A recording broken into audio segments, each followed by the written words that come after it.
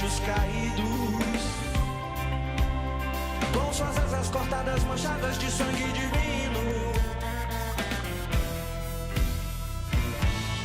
Na encruzilhada,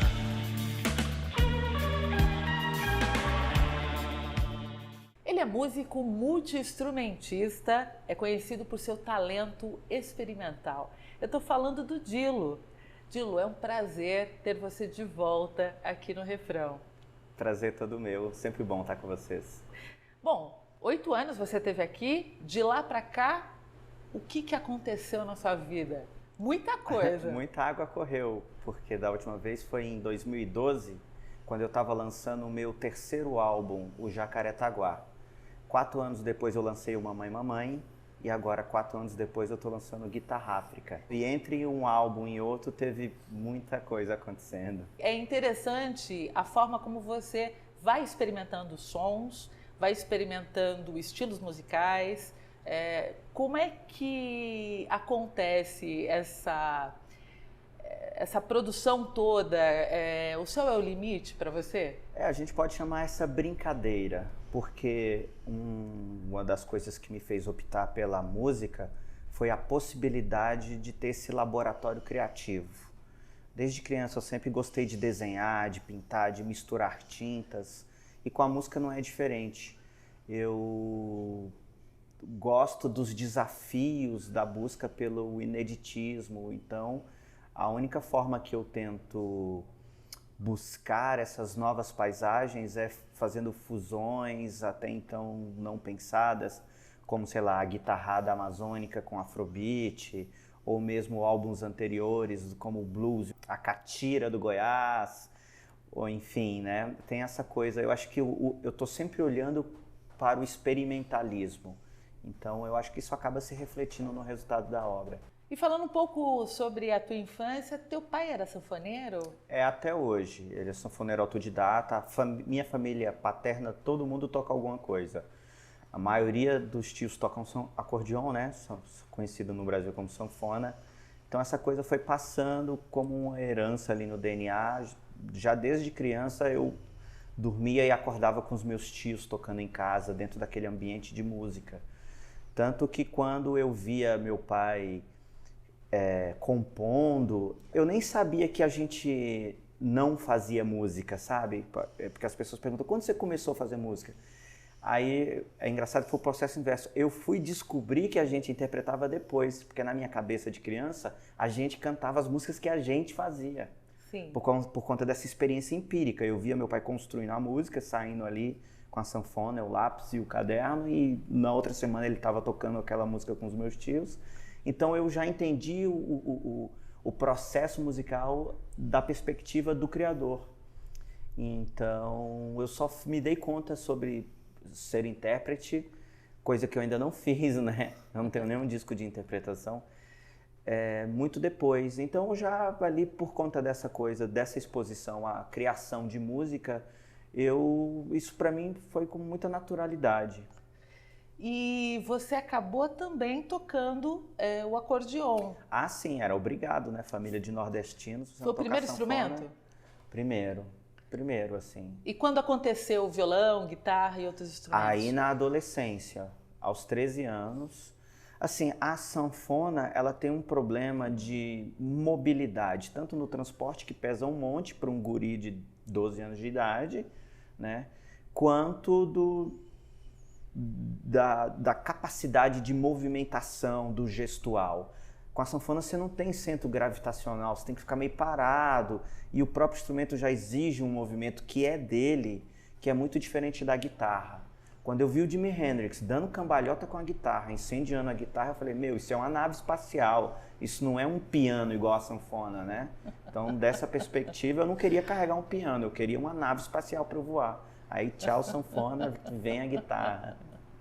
E quando você compôs pela primeira vez? Eu sei que... Então, é nesse período aí da infância, então isso é meio nebuloso. Eu comecei a compor junto com começar a falar, junto com começar a andar, com começar a tocar. É tudo... o despertar da minha consciência crítica e vocacional, ela veio junto com a minha essência de indivíduo, assim. Eu não faço esse discernimento de, eu sou uma pessoa, agora eu vou aprender a tocar essa coisa. Tudo aconteceu naturalmente. Foi assim. tudo junto e misturado. Exatamente. Agora tem uma coisa legal das tuas músicas, você gosta de brincar com as palavras. Me conta um pouco desse processo criativo. Que é dessa história do lúdico, da brincadeira, Pra mim, música é uma coisa muito divertida, sempre foi. Por isso que eu optei pela música como caminho de vida, como missão de vida, né? Porque a vida ela é curta, então a gente tem que ocupar a nossa vida com coisas divertidas, com coisas que nos dão prazer e assim, por mais que tenha muita música melancólica, música que fale sobre a tristeza, eu tento ter o olhar dos sambistas, mesmo cantando uma tragédia sobre um ritmo contemplativo, de superação, de alegria. Eu acho que é meio espiritual isso. E tem um pouco de brega também, porque o brega é pop. Sim, é porque eu sou periférico, suburbano, tenho um pé no Nordeste, eu sou essa essência do brasileiro, porque eu também acompanhava, os meus tios tinham um trio de forró, e eu acompanhava nas festas, né? Às vezes eu ia, assim, por ser o filho caçula, então eu dormia, obviamente, na festa, né? Mas eu sempre tive inserido nesse ambiente de festa e a música era o forró, que tem essa corrente popular, né? Também chamada de música brega. Só que eu nunca rejeitei isso, eu sempre aceitei, vem em mim o sotaque, né? Essa lata esse médio de lata de cantor de brega, né? Embora eu não me considere um cantor. Eu canto as músicas que eu componho, como um meio de me expressar, né? Sim. Mas eu não sou um cantor de projeção vocal, né? Aquela coisa italiana, não. Que é como o cantor brega é, né? Você faz um panorama desses cantores brega, todo mundo tem um alcance vocal curto, né? Essa voz médio anasalada. E canta as coisas da vida de uma maneira simples. Eu acho que eu me identifico por isso. E ídolos? Eu não posso deixar de citar Luiz Gonzaga, né? Porque eu já ouvi ali na barriga da minha mãe, eu estava lá dentro e os discos do Gonzagão tocando pela casa. E aí da parte da minha mãe, que é mineira, Tião Carreiro e Pardinho. Aí na adolescência vem Rádio FM, aí vem Stevie Wonder, Michael Jackson, Rod Stewart, Tina Turner, tudo que tocava no rádio. Aí vem a TV com os primeiros programas de clipe nos anos 80, né? Tem um ídolo na camiseta. Chet Baker. Olha lá. E, obviamente, os guitarristas Jimi Hendrix, a guitarra elétrica que veio por meio de Led Zeppelin, Deep Purple, essa guitarra inglesa. Depois, já adolescente, quando a lambada se popularizou no Brasil, né? A lambada tocava em novela, você lembra disso, sim, né? Sim, então, claro. Assim, lá em casa tinha um disco chamado Lambada das Quebradas, que era a trilha sonora de todas as festas ali em meados dos anos 80. Então tem essa coisa da percepção da guitarra brasileira, mas que é uma guitarra que bebe na guitarra afro-caribenha, né? Venezuela, Dominica, Cuba, essa guitarra, né, amazônica. E não para de influência, todo dia a gente descobre música nova. Aí quando chegou a internet, então, eu comecei a ouvir música do mundo inteiro e de todas as... Não só de todas as partes do mundo, mas de todas as épocas, desde que os registros elétricos começaram, né? Então eu encontrei banda da Romênia dos anos 70, banda do México dos anos 60, sabe? Até hoje eu sou um consumidor voraz de música. Já entendi que não vou conseguir acompanhar, né? Até por conta com essa coisa da internet ter facilitado a produção e o consumo de música, a quantidade e o volume de novos lançamentos e novos títulos é tão grande diariamente que a gente não vai conseguir mais acompanhar. A gente está vivendo uma transformação de era. A gente não vai dar mais conta de absorver a produção, porque ela é muito... Na mesma velocidade da informação também, Isso. né, Dilo? Exatamente. Bom, a gente vai ter que fazer um intervalo, mas daqui a pouco a gente vai voltar falando um pouco mais aí da tua carreira. Roda, roda e avisa, 1 minuto de comercial. É isso aí. Alô, alô, Terezinha, daqui a pouco a gente volta com o refrão, fique com a gente.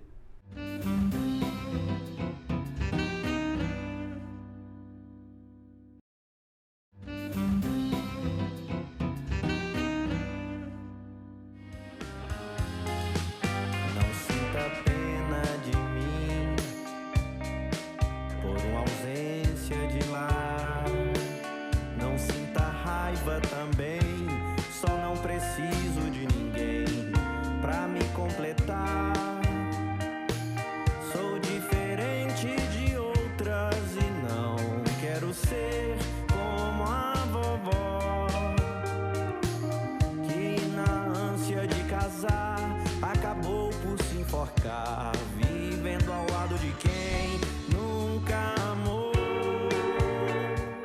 De volta com o refrão, hoje eu converso com o músico multi-instrumentista Dilo. Dilo, agora me fala um pouco aí do teu trabalho. Você falou aí de um dos seus álbuns que ele foi premiado.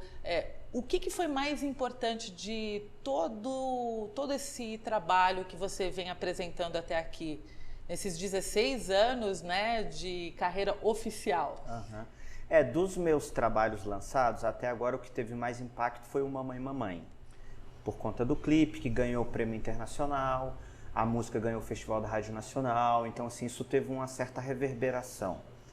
Agora se fosse apontar um álbum que foi muito significativo, eu apontaria o Jacarepaguá, porque era de uma fase onde eu vinha de completo desencantamento.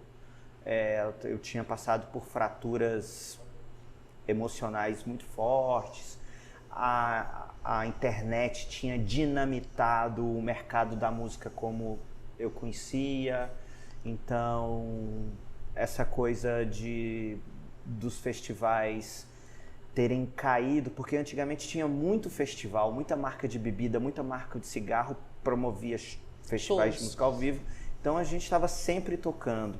E com a proibição das marcas, os festivais quase desapareceram, a cultura do DJ ocupou o lugar dos músicos, então assim, foi um período muito difícil para mim, então eu tive que me reorganizar emocionalmente, então foi um disco quase, foi uma carta de salvação, né? Foi uma mensagem na garrafa, né? E esse disco, curiosamente, ele foi lançado num período em que o Facebook estava se popularizando no Brasil. E nesse período, a coisa mais quente que tinha era as pessoas ficarem compartilhando conteúdos inéditos. Então, assim, esse disco foi lançado num momento em que todo mundo estava compartilhando. Então, a visibilidade do disco foi muito grande e foi um disco que eu fiz 100% independente, gravado dentro de um quarto em Taguatinga, assim, sem nenhuma... Meu disco anterior, Mestiço, tinha saído pela Sony. Teve música que quase entrou em novela. Então, assim, em retrospectiva, as expectativas que existiam era um disco que não ia dar em nada, né?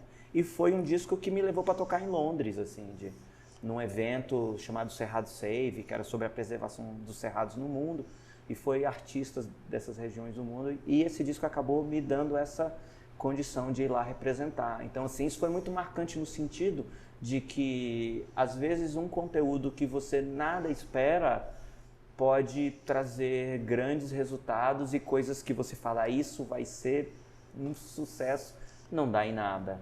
Então, eu acho que o aprendizado existencial foi muito bom com essas experiências de ter tido um disco com um suporte que poderia dar visibilidade, enfim, entrar em TV aberta, fonograma sendo usado em rádio e TV e que não sucedeu, e o disco que eu fiz para não morrer de angústia acabou me ressuscitando, assim, né, como autor, e falou, não, é cedo demais para pendurar as chuteiras, calma aí. Então, esse disco eu tenho um carinho muito especial por ele. Eu gosto de todos, na verdade. Mas esses dois, o Mamãe Mamãe, que foi o disco que... O clipe de Mamãe Mamãe, ele é usado até hoje na Universidade Federal do Rio Grande do Sul como tema de audiovisual. Aliás, vários clipes seus têm uma coisa irreverente, engraçada, você usa muita arte. Você trabalha com isso? Eu sei que você produz também. Vem da minha experiência com cinema, né? Porque eu fui para o Rio em 2006, eu fui estudar música para cinema. E isso me colocou dentro da produção de música para cinema. Então tive muito contato com muitos diretores, né? Fiz música para vários filmes. Para quem quiser ouvir alguma coisa, o último Cine Drive-In, que está no Netflix, aquela guitarra que corta o filme do início ao fim, sou eu. Então, assim, essa experiência com linguagem cinematográfica me ajudou a destacar esse tipo de abordagem nas letras, nos videoclipes, esse tipo de instigação. E me fala como é que você fez, como vocês construíram Mamãe Mamãe, que foi então usado aí para ser objeto de estudo? Então, foi por acidente, como tudo na minha vida, acontece por osmose. Eu não planejo nada, o que eu planejo não vai muito bem, mas as coisas que eu não planejo vão indo. Eu tinha inscrito a música no Festival da Rádio Nacional, e o Festival da Rádio Nacional, ele fica exibindo a música por uns meses e a final é só mais lá na frente. Na ocasião da final, quando eu fui selecionado, eu estava trabalhando como diretor musical num espetáculo de teatro. E eu tinha assinado um contrato que eu não podia me ausentar da peça. Então, ou seja, eu estava impedido de ir defender a música na final porque deu clash de data. O espetáculo em cartaz e a final.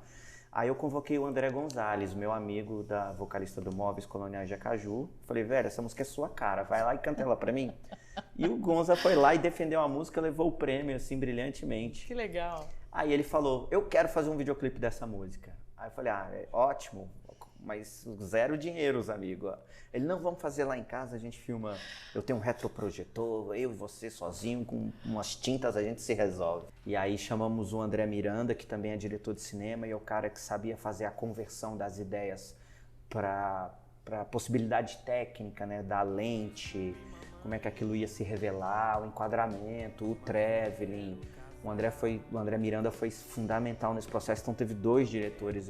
Depois o André Gonzalez entendeu a importância do André Miranda no projeto e os 2 assinam a direção. E a repercussão foi boa? Foi excelente, ganhamos o Festival Internacional de Curtas, né? Em relação ainda ao seu DVD biográfico, você faz aí meio que uma história de um músico independente. Uhum.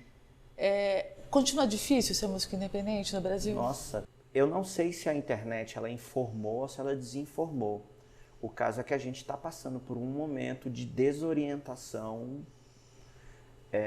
muito grande. Mas o streaming, por um outro lado, ele acabou ajudando o músico independente? Ajuda no sentido das pessoas me encontrarem, ou pessoas me ouvindo no Japão, no Canadá, na Finlândia. Mas isso não se converte em monetização. Então, assim, eu tenho que bancar o meu disco, eu tenho que, pagar o estúdio, pagar o mixador, pagar o masterizador, pagar o designer, fazer toda a produção para entregar esse disco de graça, só para eu existir. Isso é. Né? Então, é legal, porque eu existo, eu tô no game, eu sou um autor que tem produzido há vários anos ininterruptamente. Então isso me faz existir. E sendo isso, eu tenho que estar nesses lugares. Eu não posso nem me dar o luxo de romper com isso. Falar, não vou colocar a minha música nos streamings. Porque as pessoas estão ouvindo música no celular mesmo, dentro do metrô, sabe? Eu não posso complicar o ouvinte de me encontrar. Eu tenho que ajudar, eu preciso me ajudar a ser encontrado. Exatamente. Bom, a gente vai ter que fazer mais um intervalo, mas daqui a pouco a gente volta agora falando sobre o seu novo trabalho. Mais uma parada do refrão, a última, a gente volta já. Fique com a gente.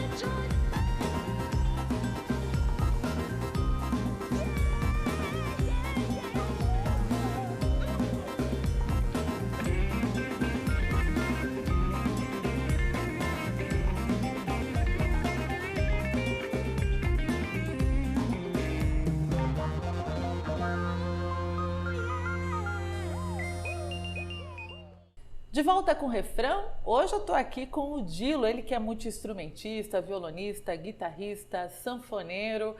Dilo, me conta um pouco agora sobre o seu novo trabalho, Guitarráfrica. Então, eu sempre quis fazer um disco instrumental. O meu primeiro disco era para ter sido instrumental.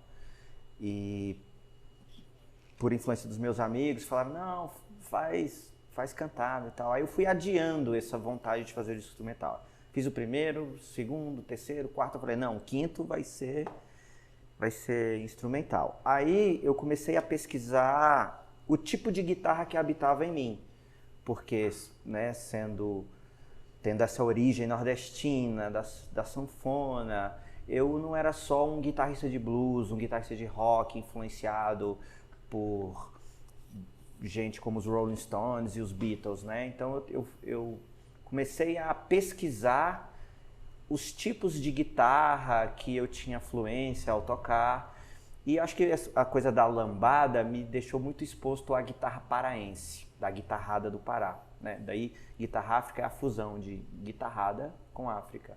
Isso começou em Londres? Começou porque depois do show que eu fiz lá, várias pessoas chegaram para mim e perguntavam, de que parte da África que você é? Aí eu falava, achei aquele estranho, né? Porque pelo que eu compreendi, tinha alguma coisa de África no meu jeito de tocar guitarra, da perspectiva, né, do ângulo dos ingleses. E aí eu mergulhei numa pesquisa de guitarristas africanos. Aí descobri Victor Uvaifo, um guitarrista nigeriano dos anos 70, até coisas mais conhecidas como Ali Farka Touré, do Mali. Descobri a guitarra do deserto, dos povos tuaregues, né, do nordeste da África, né, como... Do deserto. Exatamente. Os povos tuaregues, eles são nômades, eles ficam se movimentando pelo deserto e tem vários guitarristas excepcionais.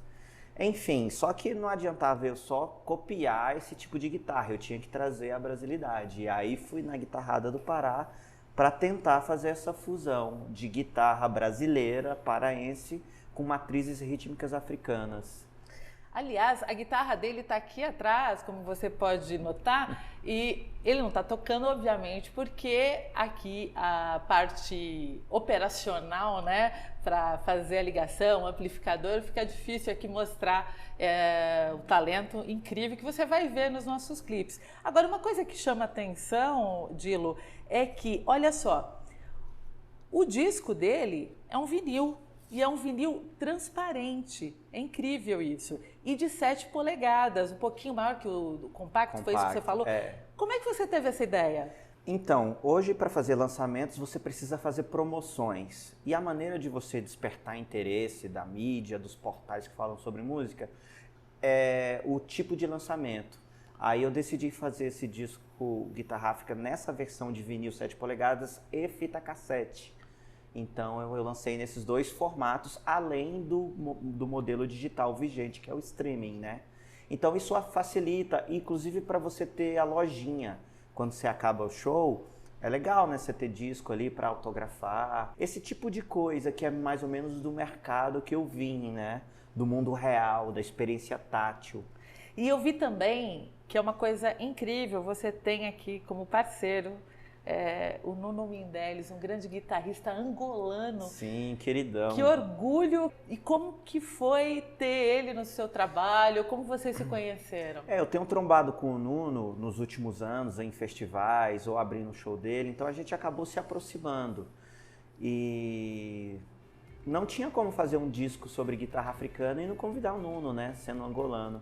Ele topou de primeira, ele é um querido, um amigão, já fizemos show juntos. Eu sou fã dele, eu acho ele incrível. E como é que foi a repercussão desse álbum? Eu vi que você, inclusive, tem aqueles clipes maravilhosos com cantoras africanas? Isso. Elas são da reserva do Karongwe, que é um dos lugares que eu estive lá em África.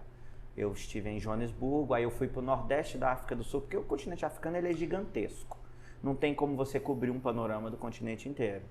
E também, assim, foi uma viagem não fui bancado por nenhuma lei, era por recursos próprios. Então eu tinha minhas limitações geográficas, inclusive. Eu foquei basicamente em África do Sul, Joanesburgo, e aí eu fui para a reserva do Karongwe, foi onde eu encontrei com essas cantoras, e depois fui para o extremo sul, para Cape Town. E lá em Cape Town tem muito músico tocando na rua.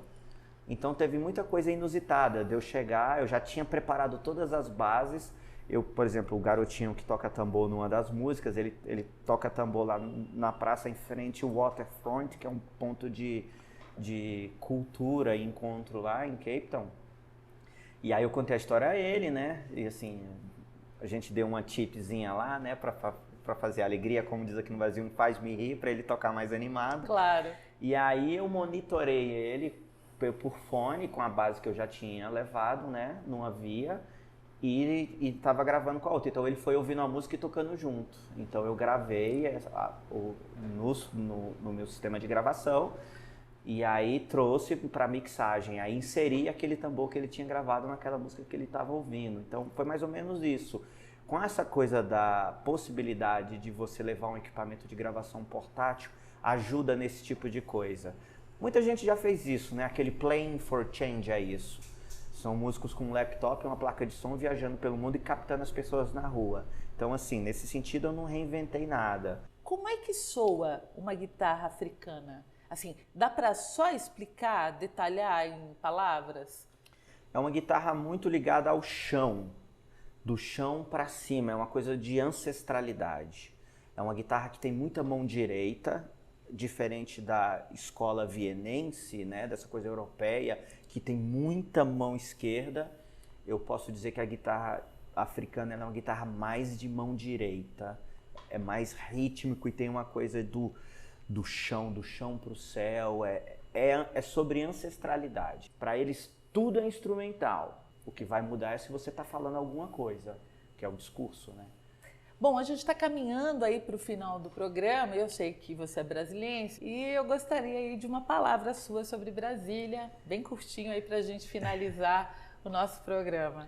Brasília é a cidade que eu cresci, que eu fui criado, que eu tenho os meus amigos, que eu tenho a minha família, que eu amo de verdade, e tá crescendo, né? Tá virando uma cidade próxima das outras cidades que existem por aí, cidades que já têm uma história, que tem uma esteira cultural. Brasília, até pouco tempo atrás, era uma cidade que nem sabia direito o que era, e agora ela já está começando a ter um rosto mais definido, né?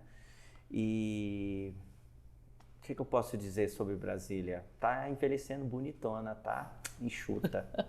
Olha, Adílio, muito obrigada pela tua presença no Refrão. Eu quem agradeço. Muito obrigada. Obrigado eu. É isso aí, o programa terminou. Acompanhe nossa programação no site da TV Justiça e também no nosso canal no YouTube, TV Justiça Oficial. Próxima semana tem mais Refrão e é claro que eu te espero.